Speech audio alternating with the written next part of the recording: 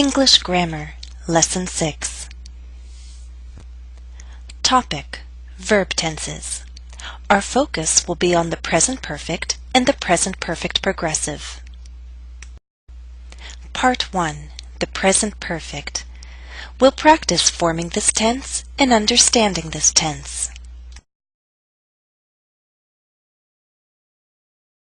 Hello everyone. I'm very sorry that it's taken me so long to post a new video for you, but life has been a little bit crazy for the past 2 months. In any case, today I have an entire afternoon all to myself, so I decided to make a new lesson.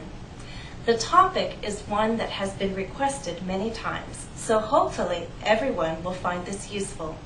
We're going to talk about verb tenses. Are you ready? Let's begin. Let's see if you can recognize the present perfect. Do you remember what Jennifer said? Look at the text and try to identify the present perfect tense. I'm very sorry it's taken me so long to post a new video for you, but life has been a little bit crazy for the past 2 months. In any case, today I have an entire afternoon all to myself, so I decided to make a new lesson. The topic is one that has been requested many times, so hopefully everyone will find this useful. We're going to talk about verb tenses. Are you ready? Let's begin. Can you identify 3 uses of the present perfect tense? They are here, here, and here. Were you able to identify them all? Don't worry if it was a little difficult. By the end of this lesson, I think you'll find it easier to recognize, understand, and use the present perfect tense.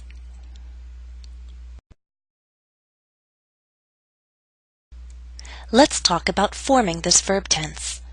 The present perfect requires 2 verbs, a helping verb and a main verb. Our helping verb will be either have or has. The main verb will be a past participle. That's the 3rd form of a verb. For example, eaten for eat, driven for drive, been for be, and so on. Now I said that our helping verbs are either have or has. These helping verbs contract with pronouns. The contractions, or short forms, are the following: I've, you've, we've, they've, she's, he's, it's. Now remember, these last few contractions can also be short forms for she is, he is, it is. But you'll be able to recognize them as part of the present perfect when they're followed by a past participle. Let's go on. In my opening talk, I said the topic is one that has been requested many times. I wanted to point out that this is the present perfect in the passive. The structure is have been or has been plus the past participle. Our main verb is the past participle.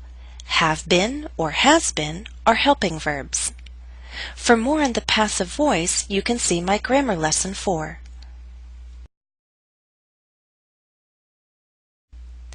Exercise. Complete the sentences with the present perfect. A little bit about my past. Let's do number 1 together. In the second sentence, we need to form the present perfect. Our main verb is be. What is the past participle of be? Been. Now we need to choose a helping verb. Our subject is we. Our helping verb then is have. Our correct statement is, this is my husband. We have been married for 11 years. With the contraction, the sentence changes to, we've been married for 11 years. Try number 2 by yourself. Answer: I have lived in the Boston area since 2001. Before that, I spent time in Russia with my husband. Now using a contraction, that first sentence changes to, I've lived. Now try number 3.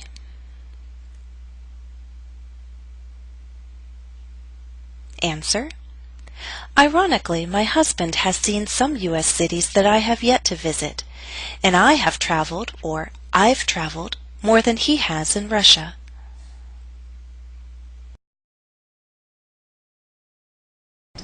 I told you that my life has been a little bit crazy for the past 2 months.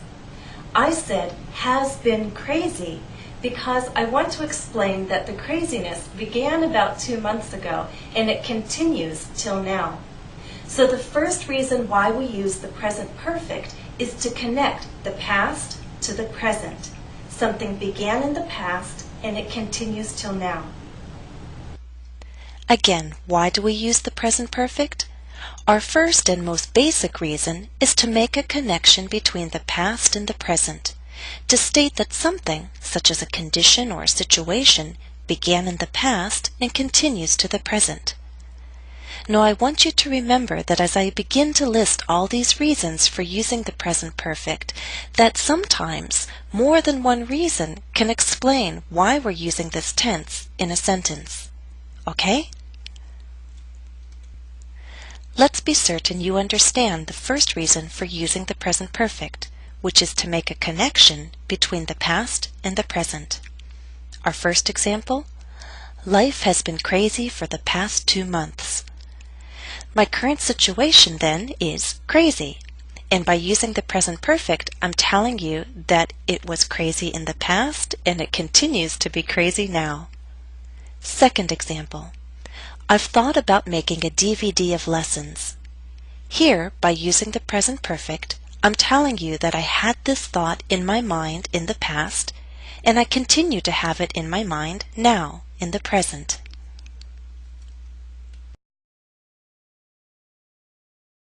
Please go on to the next part of this lesson. I'll see you there. Be sure to go on to part 2, and I'll explain more reasons for using the present perfect.